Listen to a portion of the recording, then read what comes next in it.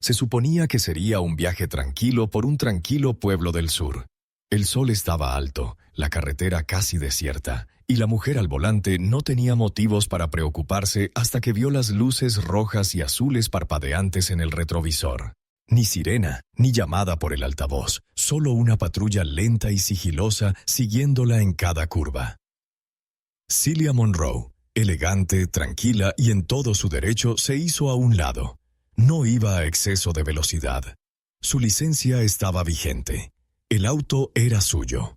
Be easy. Y, sin embargo, en menos de 60 segundos, 2 agentes gritando le rompieron la ventanilla del conductor y la sujetaron con las muñecas a la puerta. Nunca le preguntaron quién era. Nunca revisaron la matrícula. No le explicaron nada. Un agente le gritó que saliera con las manos a la vista. El otro golpeó el cristal con creciente furia cuando no obedeció con la suficiente rapidez. Su tono fue firme cuando preguntó el motivo de la detención. Eso pareció enfurecerlos aún más. Lo que siguió fue un ejemplo clásico de fuerza excesiva, y en cuestión de minutos, docenas de testigos cercanos sacaron sus teléfonos, grabando lo que pronto se convertiría en una avalancha viral de imágenes de cámaras corporales y civiles. Los agentes siguieron gritando incluso después de arrastrarla a la acera. Un comportamiento sospechoso, dijeron, aunque lo único sospechoso era que estaba serena, tranquila, y no era quien esperaban. Lo que no sabían, lo que nunca imaginaron, era que no se trataba de una mujer negra cualquiera en un sedán de lujo. Se trataba del fiscal jefe adjunto del Departamento de Justicia de Estados Unidos. La mujer a la que acababan de agredir era una de las funcionarias federales de más alto rango encargada de investigar violaciones de derechos civiles, incluidas las cometidas por las fuerzas del orden. Y cuando finalmente revisaron las matrículas, ya era demasiado tarde. El coche estaba registrado en el Departamento de Justicia. En cuestión de minutos, una Suburban negra llegó al lugar. 3 agentes descendieron, con chaquetas bordadas con el sello del departamento. La expresión de los oficiales pasó de la arrogancia al miedo, porque en ese momento se dieron cuenta de que no solo habían violado los derechos de alguien, habían iniciado una investigación federal de derechos civiles y ellos eran el sujeto. Para cuando se calmó la situación, las imágenes habían llegado a millones. El caso de un fiscal del Departamento de Justicia detenido injustamente fue tendencia en todas las plataformas principales. Los medios nacionales lo recogieron, los hashtags explotaron, los debates se encendieron. Pero bajo los titulares, bajo la indignación, las publicaciones compartidas y las palabras clave de moda como discriminación racial, mala conducta policial y grabaciones de cámaras corporales, había una historia más discreta. La historia de una mujer que no se inmutó, no entró en pánico y no necesitó gritar para sacudir el sistema. Su silencio tenía poder. Y después ese poder obligaría a todo un departamento a rendir cuentas. Celia Monroe nunca buscó la atención. Prefería el silencio al espectáculo, la precisión a la actuación. Sus días transcurrieron en tribunales y tras puertas federales selladas, no en los titulares virales que ahora gritaban su nombre en todas las redes sociales de Estados Unidos. Pero esta historia, su historia, no empezó con cristales rotos. Comenzó años antes en un tribunal diferente, en una ciudad donde la justicia no era solo una profesión. Era supervivencia. Celia nació en Jackson, Mississippi, hija de una maestra y un camionero. A su padre, un hombre tranquilo de manos callosas y voz suave, lo detuvieron cuando ella tenía 8 años. Nunca olvidó el miedo en sus ojos mientras mantenía ambas manos en el volante. Cómo le temblaba la voz al decir, «Sí, señor», incluso cuando no había hecho nada malo. Esa parada duró 11 minutos, pero el eco de aquello permaneció en sus huesos. Ese momento más tarde moldearía una mente legal lo suficientemente aguda como para aterrorizar a los abogados defensores y lo suficientemente audaz como para desmantelar comisarías enteras por violaciones de derechos civiles. A los 35 años, Celia se había convertido en la fiscal jefe adjunta más joven de la División de Derechos Civiles del Departamento de Justicia. Su especialidad era investigar el uso ilegal de la fuerza, los arrestos injustos y los patrones sistémicos de discriminación racial. Había enviado a alguaciles a prisión, Había desmantelado encubrimientos policiales coordinados. Había reescrito las políticas sobre protocolos de uso de la fuerza, que ahora eran obligatorias en 6 estados. Y, sin embargo, la ironía no se le escapó cuando se encontró esposada en una acera como sospechosa en uno de sus propios casos. Acababa de concluir una investigación de 2 meses en Georgia, manteniéndose discreta, revisando declaraciones juradas selladas y grabaciones de vigilancia relacionadas con el departamento de policía de un pequeño pueblo con un historial de quejas incoherentes. Se suponía que sería rutinario, silencioso y eficiente. Su viaje de regreso esa tarde no formaba parte de una tarea. Era un recado personal en su propio coche, vestida de forma informal, con el pelo recogido, sin identificación ni acompañante, solo una mujer conduciendo a casa con una carpeta en el asiento del copiloto y un podcast sonando a bajo volumen en el estéreo. El pueblo de Massville, con una población de 9,000 habitantes, era apenas un punto en el mapa, pero tenía una reputación entre los investigadores federales. Se habían presentado decenas de denuncias en los últimos 6 años, acusaciones de registros ilegales, tácticas de intimidación y detenciones dirigidas desproporcionadamente a personas de color. Celia había leído los informes internos. Lo que no esperaba era convertirse en una. Los agentes que la detuvieron, el sargento Paul Harlan y el agente Mike Bates, no eran elegidos al azar. Eran nombres conocidos. Los había leído en expedientes anteriores. Ambos habían sido mencionados en múltiples denuncias que misteriosamente fueron desestimadas, sin grabaciones, sin seguimiento, sin consecuencias.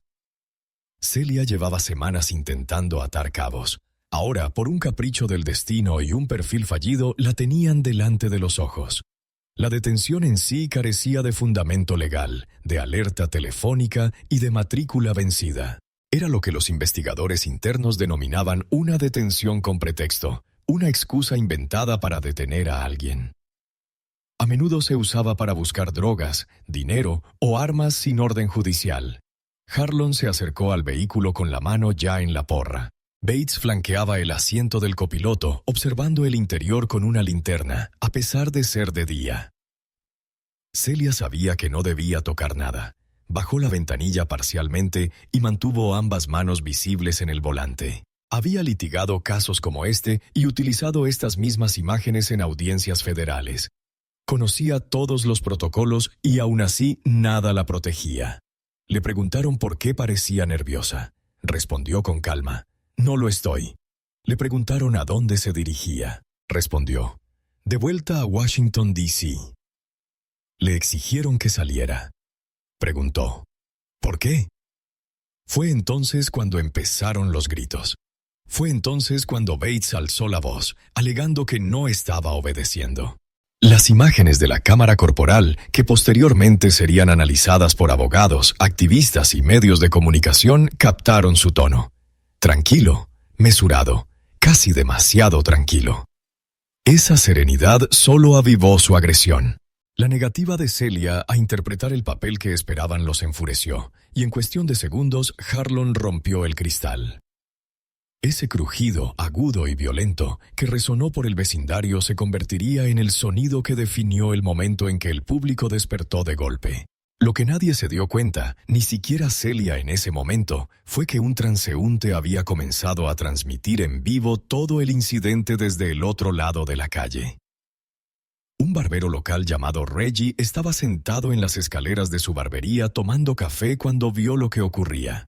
Su pie de foto decía: «Esta señora no ha hecho nada. Esto es una locura». Ese video, crudo y sin filtros, se volvería viral en cuestión de horas. No porque Celia Monroe fuera fiscal federal, sino porque podría haber sido cualquiera.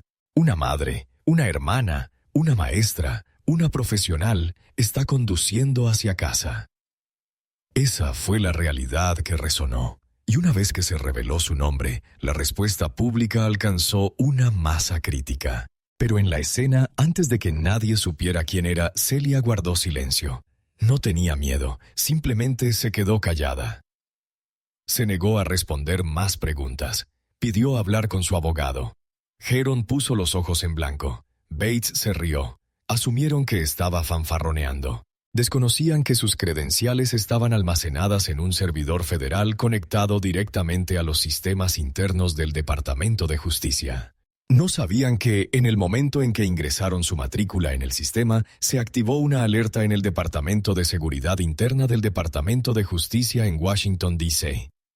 El nombre de Celia estaba vinculado a una investigación activa. Un agente del Departamento de Justicia viajaba por Paul, una zona de riesgo conocida. Esa alerta, silenciosa, cifrada e inmediata, se comunicó con un gerente de operaciones senior y, en cuestión de minutos, el sistema registró datos de GPS. Ubicación: Maysville, Alabama. Tipo de incidente: desconocido. Protocolo de respuesta: nivel 3, enviar personal. Los agentes que llegaron no solo respondían a un disturbio. Estaban allí para proteger a un agente federal, investigar posibles violaciones de los protocolos del Departamento de Justicia y contener una situación que ya había comenzado a descontrolarse públicamente. Pero ni siquiera ellos esperaban lo que encontrarían, porque al llegar al lugar de los hechos no encontraron caos. Encontraron a Celia de pie, tranquila, entre dos policías que aún no le habían quitado las esposas, con la mirada fija en el horizonte, como si ya supiera el desenlace. Cuando la Suburban negra llegó junto a la escena, Harlon y Bates retrocedieron medio paso, con un destello de su arrogancia. El acabado negro mate del vehículo y las placas del gobierno no les pasaron desapercibidos, ni la presencia de 3 agentes federales vestidos de civil que descendían con portapapeles y auriculares. Una de ellas, la agente especial Carla Jameson, miró a Celia de reojo y lo supo al instante. Habían entrenado juntas en el simposio del Departamento de Justicia sobre Supervisión Federal. No intercambiaron saludos, no fue necesario. Solo un gesto silencioso de asentimiento mientras Jameson pasaba junto a los oficiales y preguntaba con calma: ¿Hay algún problema con esta detenida? Harlon se burló. ¿Quién demonios eres? Jameson no respondió. Acababa de entregarle un documento, una carta formal firmada por el subdirector de Supervisión de Derechos Civiles, autorizando la revisión inmediata y la intervención jurisdiccional. Fue entonces cuando a Harlan se le quebró la voz. Celia no había dicho ni una palabra desde que la esposaron. No tenía por qué hacerlo. El sistema que ella ayudó a construir ya estaba actuando en su defensa. Pero no se trataba de venganza. Se trataba de exponer. Porque no era la primera vez que alguien era detenido así en Maysville. Era la primera vez que el objetivo tenía la capacidad de activar la respuesta federal con solo escanear la matrícula. Y ahora, con las grabaciones de cámaras corporales, videos civiles y el seguimiento interno del Departamento de Justicia convergiendo en tiempo real, lo que se había ocultado durante años estaba a punto de estallar a nivel nacional. Para cuando le quitaron las esposas, Celia ya tenía las muñecas magulladas y la blusa rasgada en la manga. Pero su rostro, sereno e indescifrable, se mantuvo sereno. Bates murmuró una disculpa. Harlon no. Tenía la mandíbula apretada, la mirada moviéndose entre los agentes y la multitud que se había reunido en la acera de enfrente. Había llegado una furgoneta de noticias locales. La noticia los había superado, y lo sabían. Aún así, Celia no dijo nada, ni a las cámaras ni a los agentes. Se subió a la parte trasera de la camioneta, cerró la puerta con suavidad y dejó que el silencio hiciera su propio ruido. Lo que sucedió en las siguientes 72 horas conmocionaría al estado de Alabama y tendría un efecto dominó en todo el país. El Departamento de Justicia emitió un comunicado formal confirmando la detención injusta de un alto funcionario federal. Los grupos de derechos civiles se movilizaron al instante. Arresto injusto, discriminación racial, mala conducta policial, revisión de cámaras corporales e investigación de derechos civiles se convirtieron en palabras clave de tendencia en los ciclos de noticias y plataformas sociales. Pero tras el frenesí mediático, Celia ya estaba trabajando. No solo quería responsabilidades. Quería patrones. Dentro de la sede del Departamento de Justicia, su equipo comenzó a recuperar denuncias archivadas de Maysville.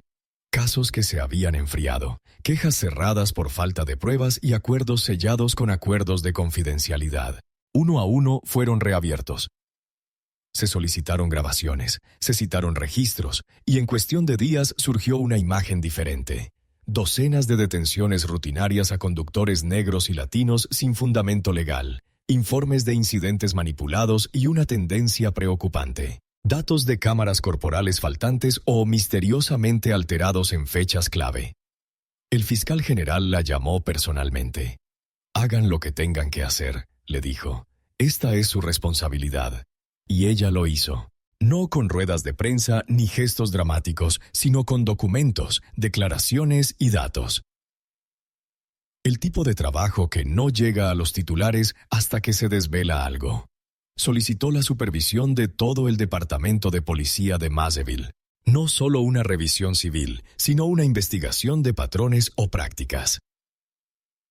El mecanismo legal más poderoso del Departamento de Justicia para determinar la mala conducta sistémica en las fuerzas del orden. Era poco frecuente, era grave y estaba reservado para los peores infractores.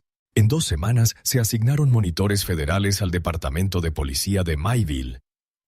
Cada arresto, cada informe, cada parada, todo se registró y revisó. Los agentes fueron puestos en licencia administrativa.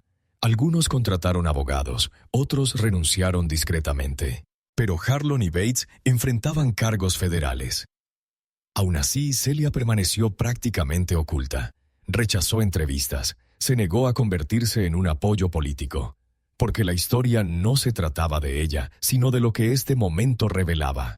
Que el sistema, cuando sus propios arquitectos lo responsabilizaban, aún podía replegarse y corregirse. Que la rendición de cuentas pública no tenía por qué venir de los gritos. Podría provenir de la quietud, de ver cómo una máquina se derrumbaba bajo el peso de su propia indiferencia. Pero tras bambalinas, el caso adquirió una mayor complejidad. El equipo de Celia descubrió algo más. Memorandos internos del jefe de policía de Massville de hace 3 años que instruían a los agentes a utilizar estrategias proactivas de control de la policía en grupos demográficos de alto riesgo. El lenguaje era vago, pero la implicación era clara. La discriminación racial se había integrado en la cultura departamental. No se trataba de unas pocas manzanas podridas, era un huerto arruinado. Y Celia no solo quería rendición de cuentas, quería un reinicio. Propuso reformas, protocolos de retención de cámaras corporales, juntas de revisión civiles independientes, capacitación sobre prejuicios basada en datos psicológicos, no seminarios performativos. Y, lo más radical, propuso mentoría directa del Departamento de Justicia para departamentos con fondos insuficientes y altos índices de sesgo, un modelo proactivo donde la prevención precede al castigo. El fiscal general lo aprobó. El Congreso tomó nota. Otras ciudades comenzaron a solicitar orientación. De repente, esto no se trataba solo de Maysville, se trataba de una transformación. La historia seguía siendo viral, seguía candente, seguía en todas partes. Pero bajo las etiquetas de tendencia y los titulares explosivos, algo más discreto había comenzado. El trabajo de reconstrucción.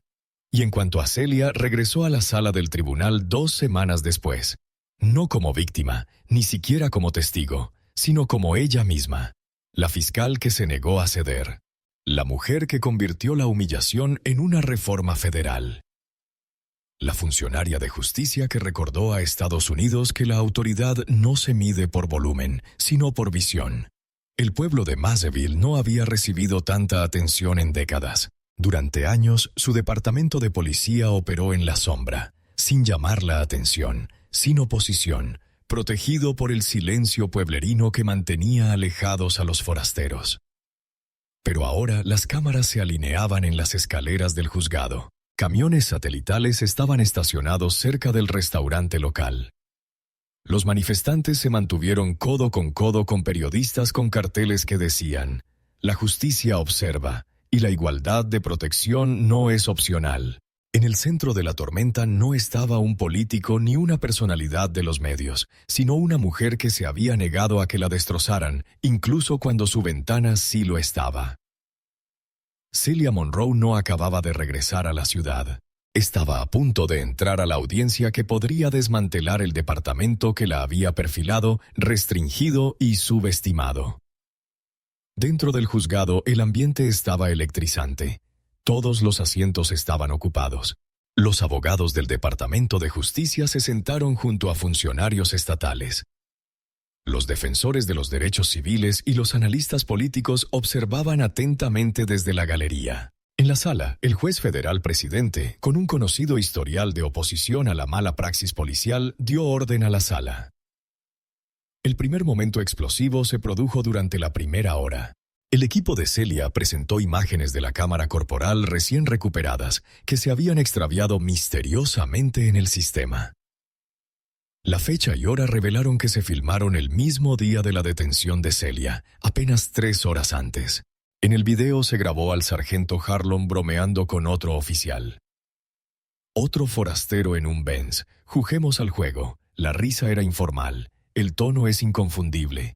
La discriminación racial fue grabada, no en el calor del momento, sino en la fría rutina de la mala conducta. El segundo punto álgido se produjo cuando un denunciante interno del departamento subió al estrado. La oficial, Donna Morales, la única oficial latina en la fuerza, testificó que durante más de un año había presenciado cómo los supervisores instruían a los novatos a buscar vehículos que no parecían locales. Había presentado 2 denuncias, las cuales habían desaparecido sin dejar rastro, y su voz no temblaba. Terminó su testimonio mirando directamente a los oficiales en la sala y diciendo, si no le hubiera pasado a ella, le habría pasado a alguien sin voz, y nadie le habría creído. La tercera súbita llegó cuando Celia finalmente habló. No fue un discurso grandilocuente. No estaba preestablecido, pero mantuvo a la sala en completo silencio. Detalló paso a paso cómo se sentía ser tratada como una criminal conociendo la ley mejor que quienes la aplican. No les tenía miedo a sus placas, dijo, mirando a Harlon y Bates. Temía lo que representan cuando se blanden sin restricciones, cuando se usan no como escudo de la justicia, sino como arma de control. Sus palabras no denotaban ira, eran quirúrgicas, y esa moderación golpeó con más fuerza que cualquier voz alzada. Entonces llegó el cuarto momento. Los expertos en ciberseguridad forense del Departamento de Justicia revelaron metadatos de los registros digitales del departamento, que mostraban específicamente actividad de borrado en los servidores de cámaras corporales, todo ello rastreado hasta una única terminal dentro de la comisaría. Esa terminal estaba registrada con un administrador bajo la supervisión directa del jefe de policía. El juez hizo una pausa en la audiencia. La sala contuvo la respiración. La implicación era clara: obstrucción a la justicia a nivel institucional. No un error, sino un encubrimiento. El quinto momento fue inesperado. Uno de los concejales locales, un hombre blanco de unos 60 años llamado Richard Blanchard, se levantó durante el receso y se dirigió a la mesa de los agentes federales. Las cámaras lo captaron. Susurró algo y le entregó una memoria USB. Resultó que contenía correos electrónicos archivados de los líderes del pueblo que expresaban reiteradas preocupaciones sobre la conducta del departamento. Correos que habían sido ignorados o silenciados. Blanchard había guardado copias por temor a represalias. Se le quebró la voz durante una declaración improvisada. Debería haber hablado antes, pero ahora todo el mundo me observa. A medida que la audiencia avanzaba, el sexto momento llegó como un rayo.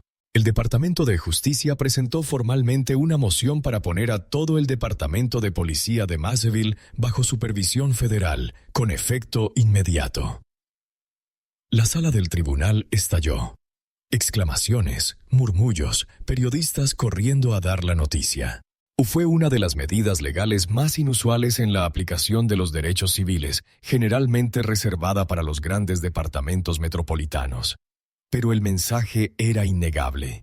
Ningún pueblo, por pequeño que sea, está exento de responsabilidad. Aún así, fue el séptimo momento, el más tranquilo, el que quizás impactó más profundamente. Durante una pausa en la sesión, una adolescente se acercó a Celia. Parecía de unos 16 años, con los ojos abiertos y nerviosos. «Mi mamá observa todo lo que haces», dijo en voz baja. «Dice que la hiciste creer de nuevo». Celia se arrodilló levemente para mirarla a los ojos, sonrió con dulzura y le susurró: Dile que la justicia no empieza en los tribunales. Empieza cuando decidimos que ya es suficiente. La chica contuvo las lágrimas. Lo mismo hicieron dos mujeres en la galería que habían estado grabando la conversación en silencio con sus teléfonos. Esa noche, las imágenes de la audiencia inundaron Internet. No solo las pruebas ni los datos impactantes, sino los momentos que la humanizaron. El testimonio de Celia. La valentía de Morales. Las adolescentes susurraban palabras.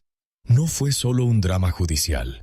Fue un espejo, y personas de todo el país se vieron reflejadas en él. El octavo momento llegó no en un estallido de drama legal, sino en el lenguaje calculado del poder federal. Se leyó una carta del propio fiscal general. Una medida sin precedentes en un caso municipal. El mensaje fue firme, sin matices políticos. Cuando los instrumentos de la justicia se convierten en instrumentos de intimidación, la reforma no es opcional, es obligatoria. Esa carta no estaba dirigida a los agentes presentes. Fue para cada observador de distrito, para cada portador de placa que creía que la cámara podía apagarse.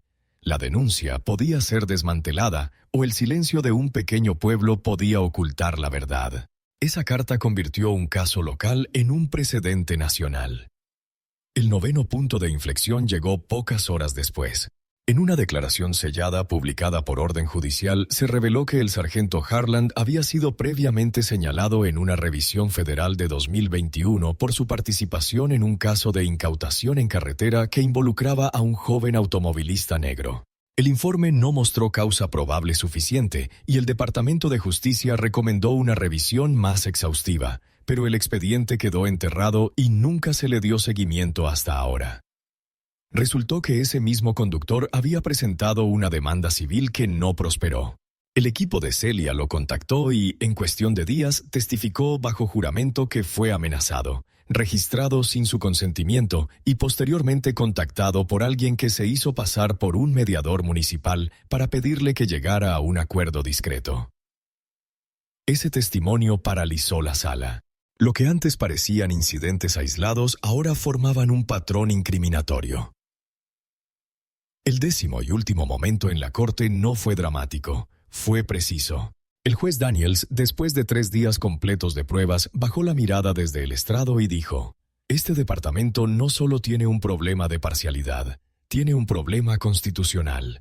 Y con eso, firmó la orden que colocaba al Departamento de Policía de Masseville bajo administración judicial federal. La multitud en el interior no vitoreó, simplemente exhaló. Para muchos, esto no fue una celebración, fue una validación. Era la prueba de que lo que habían sabido en susurros finalmente podía decirse en voz alta con pruebas, con autoridad y con consecuencias. Pero fuera de la sala del tribunal comenzó el verdadero trabajo. Celia no había terminado. Se reunió con defensores de políticas para garantizar que las reformas no fueran solo superficiales. Elaboró un marco para monitorear las métricas de perfilación racial, en tiempo real, accesible y público. Una propuesta incluía un recibo digital por cada parada, un registro con fecha y hora enviado al teléfono del ciudadano que resumía el motivo de la detención y el informe del agente. La transparencia no se trata solo de supervisión, sino de protección. El Departamento de Justicia dio luz verde como programa piloto en Maysville. En cuestión de días, otras 3 localidades lo solicitaron, pero no todos acogieron con agrado los cambios. El sindicato local de policía se opuso. Afirmaron que el departamento estaba siendo vilipendiado y que los agentes tenían miedo de hacer su trabajo.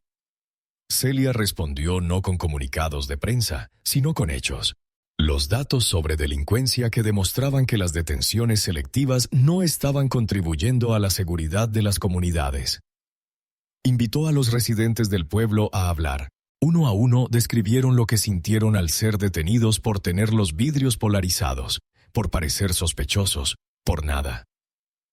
Una mujer mayor y de voz suave dijo: «Nunca me vieron como una ciudadana, solo como una advertencia». Sus palabras resonaron más que cualquier titular. Entonces ocurrió algo inesperado. Un grupo de jóvenes oficiales de Massville, nuevos reclutas, todos menores de 25 años, rompieron filas públicamente. Escribieron una carta abierta apoyando la supervisión del Departamento de Justicia, declarando: «Nos unimos para servir con integridad, no para heredar los abusos ajenos». La carta se viralizó. Los principales medios de comunicación la recogieron. Era una prueba de que la reforma no se trataba de destruir departamentos. Se trataba de construir nuevas culturas dentro de ellos. Celia lo observó todo en silencio, eligiendo cuándo hablar y cuándo callar. Esa era su fortaleza. No buscaba atención. Pero cuando habló, la nación se inclinó. Cuando le preguntaron por qué no había hablado con la prensa el día del incidente, respondió: «Porque no necesitaba demostrar que tenía razón. Necesitaba que el sistema demostrara que podía tenerla». Esa cita fue recortada y reproducida en todas las principales cadenas. La frase «demuestra que podría ser» se convirtió en un grito de guerra por la justicia sistémica, y organizadores estudiantiles, concejales locales e incluso algunos grupos de reforma policial la adoptaron como eslogan. Ante la avalancha de medios, Celia se centró en lo importante: mejorar el proceso. Revisó los informes sobre el uso de la fuerza, reescribió protocolos obsoletos de control de tráfico e implementó revisiones trimestrales de sesgo para los departamentos investigados. Cada política que proponía se convertía en una onda expansiva de una ola mayor. Pero nunca se atribuyó el mérito, porque para Celia no se trataba de ser recordada. Se trataba de asegurarse de que otros no cayeran en el olvido. Y aunque la atención finalmente se desplazó, como siempre ocurre, el plan permaneció. Massville cambió. Otros pueblos siguieron su ejemplo, y en algún lugar del país, una joven negra podía sentarse al volante sin temer las luces destellantes detrás de ella. Quizás no en todas partes, quizás todavía no. Pero ya no era imposible, porque una mujer tuvo el poder, la serenidad y la voluntad de recordarle a Estados Unidos: la justicia no grita, habla con claridad, con calma y sin disculpas. Mucho después de que las cámaras se fueran y los hashtags dejaran de ser tendencia, Celia Monroe se sentaba en una tranquila oficina en el 6º piso de la División de Derechos Civiles del Departamento de Justicia. Su nombre había vuelto a los archivos, no a los titulares, pero las repercusiones de lo ocurrido en Maysville seguían vigentes. Se estaban formando juntas de revisión civil en 3 nuevos estados.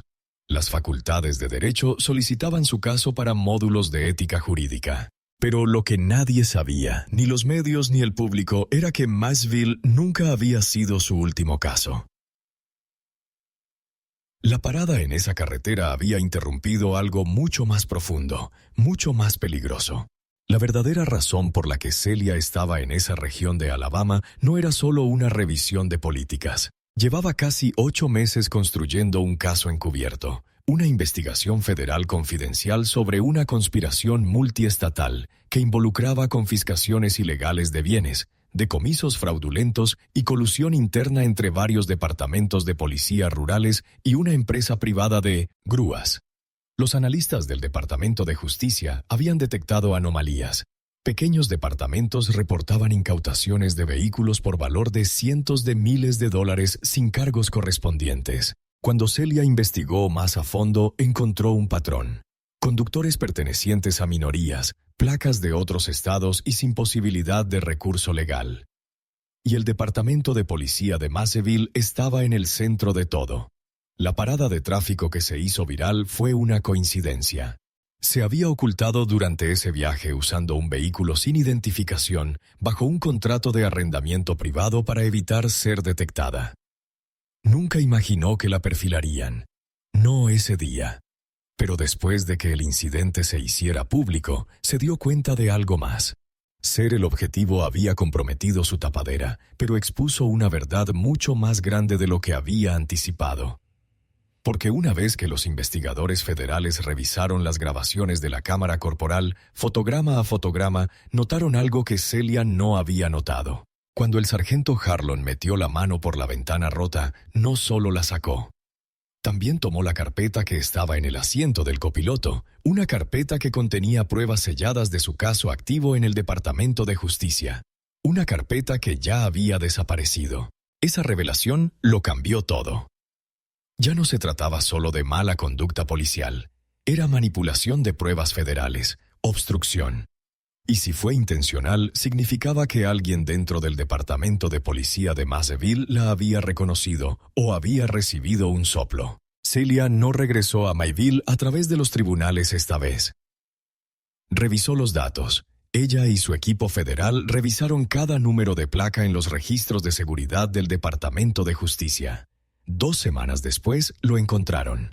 Una búsqueda del nombre de Celia en una base de datos restringida de empleados del Departamento de Justicia se realizó desde una dirección IP dentro del edificio municipal de Maysville 2 días antes de su parada aleatoria. Esa IP se rastreó hasta un ordenador del subjefe Curtis Yarrow. Ahora tenía sentido. Su detención no fue al azar, fue premeditada. La habían perfilado no solo por su color de piel, sino también por su puesto. Alguien dentro de ese departamento había descubierto quién era realmente e intentó interceptar lo que fuera que llevara. Las imágenes virales que indignaron al país. Habían captado accidentalmente las primeras etapas de un intento de obstrucción federal. Pero Celia no entró en pánico. Redobló sus esfuerzos. Discretamente reabrió el caso original de incautación de activos. Esta vez lo relacionó con los registros financieros de la empresa de remolque. Lo que encontró fue escalofriante. Decenas de transferencias bancarias a una empresa fantasma registrada en Florida, todas vinculadas a un familiar del subjefe Yarrow. La mayoría de los autos incautados fueron subastados en ventas privadas bajo seudónimos. El dinero nunca llegó a los presupuestos oficiales, y muchos de los conductores ni siquiera tuvieron una audiencia judicial. La injusticia no solo era sistémica, sino también rentable, y ahora tenían un nombre, un motivo y un registro documental. Pero Celia no estaba dispuesta a irrumpir con una conferencia de prensa. Quería que el operativo fuera preciso e inteligente. Trabajó con fiscales federales para presentar una acusación sellada y luego coordinó una redada simultánea de varias agencias con alguaciles estadounidenses. En una tranquila mañana de jueves, 3 meses después de la primera parada, 7 personas en 3 condados fueron arrestadas. Entre ellas Yarrow, 2 exoficiales, un secretario municipal y el dueño de la empresa de grúas. Los cargos: crimen organizado, fraude electrónico y conspiración para violar derechos civiles bajo pretexto de la ley. El público nunca lo vio venir. La mayoría pensó que la historia de Masseville había terminado con la victoria judicial. Pero Celia había estado escribiendo un final diferente, uno en el que los mismos que se beneficiaron de la injusticia fueron liberados esposados. Pero el momento más poético llegó cuando la propia Celia regresó sin previo aviso al juzgado de Massville, no para testificar ni para hablar, sino para observar. Se sentó en la última fila de la galería mientras el nuevo jefe de policía interino juraba su cargo. Una mujer negra, exoficial de entrenamiento del Departamento de Justicia. La sala no estalló. Exhaló silenciosa y reverentemente. Celia se escabulló antes de que terminara la ceremonia. Había terminado su trabajo allí, pero al salir a la luz del sol, una reportera se acercó corriendo, sin aliento, y le preguntó: «Señorita Monroe, ¿tiene algún comentario para quienes siguen diciendo que nada ha cambiado?» Celia hizo una pausa, miró directamente a la cámara y dijo con serena firmeza: «El cambio no empieza cuando gritas la verdad. Empieza cuando quienes intentaron silenciarlo ya no tienen dónde esconderse». Mientras sus palabras resonaban en la cámara y aparecían directamente en los titulares, Celia no miró atrás.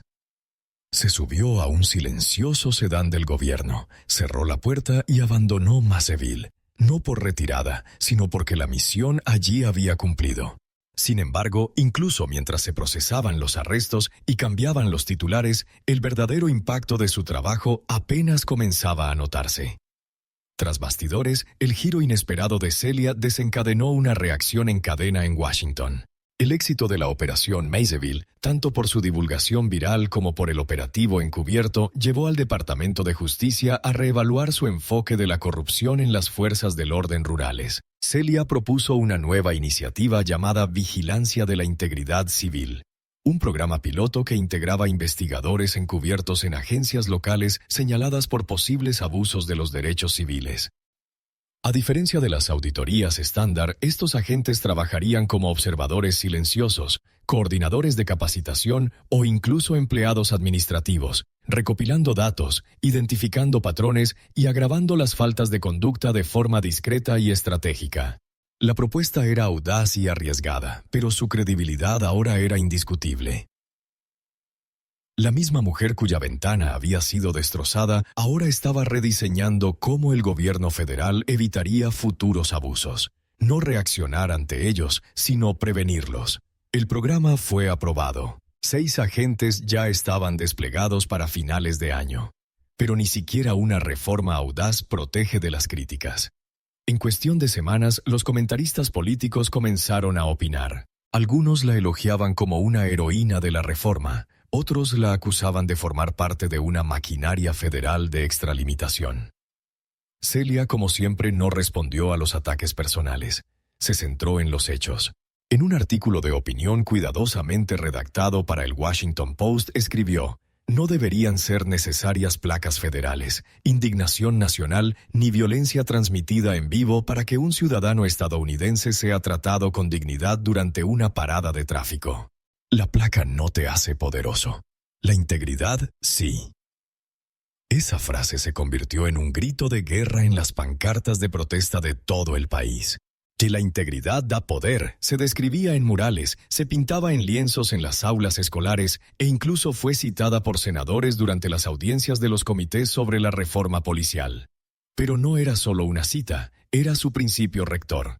Sin embargo, a pesar de la fuerza de las redadas federales, Celia sabía que la justicia a largo plazo no se daba en los tribunales. Debía integrarse en las políticas, la capacitación y la cultura. Regresó a la sede del Departamento de Justicia con una última solicitud: desarrollar un panel nacional de derechos civiles de acceso público, un mapa digital que mostrara qué ciudades y condados estaban bajo revisión federal, cuáles tenían casos de derechos civiles abiertos y cuáles habían completado las reformas. Por primera vez, cualquier ciudadano del país podía consultar su municipio y ver si se estaba haciendo justicia o si se estaba evadiendo. El panel se lanzó discretamente, pero causó conmoción. Los departamentos locales que antes se mantenían en el anonimato ahora eran visibles. La transparencia ya no era teórica, era geográfica, consultable, innegable. Los medios lo llamaron el ajuste de cuentas digital de Celia, pero para ella era solo otra forma de evitar que la ventana se rompiera de nuevo. Entonces llegó la carta. Llegó en un sobre blanco sin remitente. Dentro, una nota manuscrita decía: «Estuve allí, observé y no hice nada. Pensé que eras solo otro objetivo. No lo eras. Fuiste tú quien lo cambió todo. Lo siento». Sin nombre ni firma, pero pegado al dorso de la carta había un parche de la policía de Maysville.